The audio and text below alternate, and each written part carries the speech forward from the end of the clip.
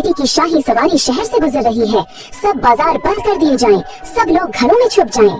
फौरन दुकानें बंद हो गईं, दरवाजे खिड़कियां बंद हो गईं, पूरा बाजार सन्नाटे में डूब गया। अब वहाँ सिर्फ औरतें रह गई थी और उनके बीच वो बुढ़िया भी खड़ी थी। सब औरतें शाही सवारी के सामने अदब से सर झुकाए खड़ी हो गईं, क्योंकि सुल्तान का सख्त हुक्म था कि जब उसकी बेटी गुजरे तो कोई भी उस पर निगाह न डाले।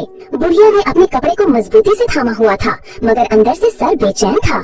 अचानक शहजादे के सर ने कपड़े का कोना जरा सा ऊपर उठा दिया और जैसे ही उसने शहजादी को देखा वो पलक झपकना भी भूल गया। शहजादी की हुस्न जमाल आसमानी रोशनी के मानंद था। उसके चेहरे की दिलकशी और नूर को देखते ही सर दिल हार बैठा। उसकी आंखों में बेइख्तियार मोहब्बत उतर आई। सर ने बुढ़िया से धीरे मगर पुरअज़म लहजे में कहा, बुढ़िया तुम फौरन सुल्तान के महल जाओ और उसकी बेटी का हाथ मेरे लिए मांगो। ये सुनकर बुढ़िया खौफ से कांप उठी। ये कैसे मुमकिन है? उसने कहा, तुम तो एक कटा हुआ सर हो। सुल्तान ये रिश्ता सुनकर मुझे कैद भी करवा सकता है और मरवा भी सकता है। मगर सर ने एक राजदाराना मुस्कुराहट के साथ जवाब दिया, हिम्मत करो, सुनहरी डब्बा खोलो। बुढ़िया ने थरथराते हाथों से वही सुनहरी डब्बा खोला जो उस रात परियों की मलिका जंगल में छोड़ गई थी। जैसे ही डब्बा खोला उसमें से एक बौना नमूदार हुआ। बौना जादुई अंदाज में जमीन पर छलांग लगाकर आया और बुलंद आवाज में बोला, हुक्म कीजिए मेरे आका। फिर उसने बुढ़िया को एक निहायत बड़ा थाल पेश किया जिसमें नायाब मोती, चमकते हीरे और कीमती जवाहरात ढेर लगे हुए थे। इन पत्थरों की रोशनी ने झोपड़े को जगमगा दिया। इन कीमती पत्थरों की चमक ऐसी थी कि लगता था दुनिया के किसी बादशाह के खजाने में भी इतना साजो सामान न होगा। बोने ने एक सोने का लिबास भी पेश किया जो रोशनी में दमक रहा था। सर ने बुढ़िया से कहा, माँ ये लिबास पहन लो और ये थाल लेकर सुल्तान के पास जाओ। बुढ़िया ने जब सुनहरी लिबास जेबे तन किया तो उसका बदन नूर की तरह जगमगाने लगा।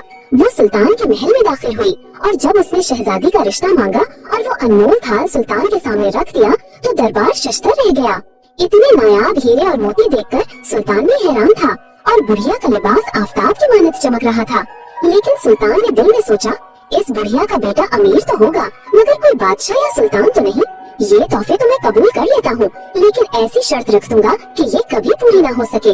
चुनाचा सुल्तान ने कहा, अगर तुम्हारा बेटा 3 दिन के अंदर अंदर सामने वाली पहाड़ी पर एक शानदार महल बना दे तो मैं अपनी बेटी की शादी उससे कर दूंगा। बुढ़िया लौटकर सारी बात सर को सुनाने लगी। वो परेशान थी कि अब ये सब मुमकिन नहीं, मगर सर खामोश रहा। फिर उसने बुढ़िया को हुक्म दिया, माँ दोबारा सुनहरी डब्बा खोलो और कहो 3 ताकतवर देव बाहर आओ और पहाड़ पर दुनिया का सबसे शानदार महल बना दो। जैसे ही डब्बा खोला 3 देव आसमान को हिला देने वाले कदमों के साथ बाहर निकले।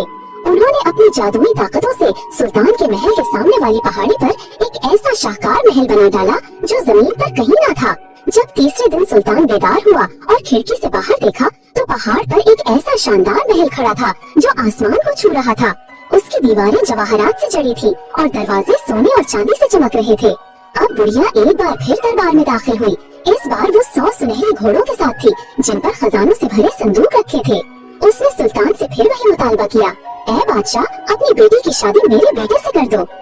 लालची सुल्तान ने खजाने पर कब्जा कर लिया और गुरूर से बुढ़िया से कहा, अपने बेटे से कह दो कि वो इसी पहाड़ी पर महल के साथ दुनिया का सबसे हसीन और जमील बाग लगाए। ऐसा बाग जिसमें हीरे और मोतियों के दरख्त हो, जहाँ नीले पानी की झीलें और साफ शफाफ तालाब हो और दुनिया के सबसे नायाब और दिलकश फूल और पौधे खिलते हो। और याद रखो ये सब कुछ सिर्फ 3 दिन के अंदर बन जाना चाहिए। बुढ़िया खौफ और हैरत के साथ घर लौटी और अपने बेटे सर को ये शर्त सुनाई। सर ने मुस्कुराकर वही सुनहरी डब्बा खिलवाया और कहा, परियों का जादुई दस्ता हाजिर हो। बस फिर क्या था, डब्बे से हजारों हसीन और जमील परियां निकल आईं। उन्होंने अपनी तिलिस्माती छड़ियों से पहाड़ी को जन्नत बना डाला। लम्हों में वहाँ एक बाग तैयार हो गया जो दुनिया के किसी भी बाग से बढ़कर था। हीरे और मोतियों से लदे दरख्त, बड़ी बड़ी नीलगो झीलें, शफाफ तालाब, नायाब फूलों की खुशबू और रंग बिरंगे हसीन परिंदों की चहकार, सब कुछ ऐसा था कि देखने वाले की आंखें टिक कर रह जाएं। जब सुल्तान ने बाग देखा तो उसकी आंखें खीरा हो गईं। वो बाग की खूबसूरती में ऐसा खोया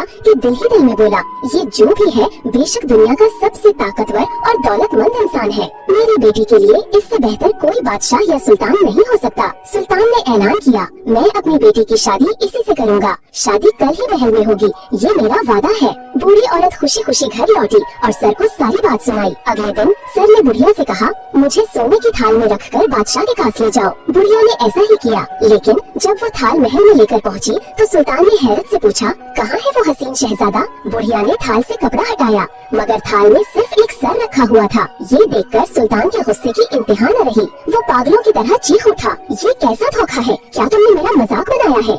दरबार में सन्नाटा छा गया। बादशाह गर्जदार आवाज में बोला, ये क्या बला है, ये कोई जिन है या आसीब। मैं हरगिज अपनी बेटी की शादी इस मनहूस चीज से नहीं करूँगा।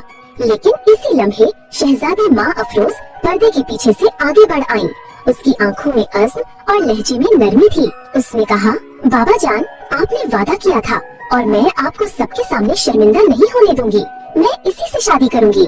सुल्तान ने बेटी को बहुत समझाया, मनाया, हत्ता के डांटा भी, मगर शहजादी अपनी बात से न हटी। पूरा दरबार हैरत में डूबा हुआ था। आखिरकार शादी की रस्म अदा हुई, लेकिन जैसे ही निकाह खत्म हुआ और दुआएं पढ़ी गयी, अचानक वो सर रोशनी में नहा गया और सबके सामने एक निहायत हसीन शहजादी में बदल गया। पूरे दरबार में खुशी और हैरत की लहर दौड़ गई। बादशाह के चेहरे पर भी आंसू और मुस्कुराहट एक साथ थी। शहजादे ने आगे बढ़कर कहा, मैं परिस्तान का शहजादा उमर हूँ। शहजादी माँ अफरोज और मैं एक दूसरे से मोहब्बत करते थे, मगर जब ये बात परिस्तान के बादशाह को मालूम हुई तो उसने मुझे सजा दी और एक सर में तब्दील कर दिया। उसने कहा कि अगर तुम्हारी मोहब्बत सच्ची है तो शहजादी इसी हालत में तुमसे शादी करेगी और तब ये जादू टूटेगा। मुझे यकीन था कि आप कभी अपनी बेटी की शादी मुझसे नहीं करेंगे, इसीलिए मैंने हर शर्त कबूल की। लेकिन शहजादी ने मेरा साथ दिया, क्योंकि सच्ची मोहब्बत ने पहचान लिया कि मैं इस हाल में क्यों हूँ। शहजादी माँ अफरोज और शहजादा उमर का निकाह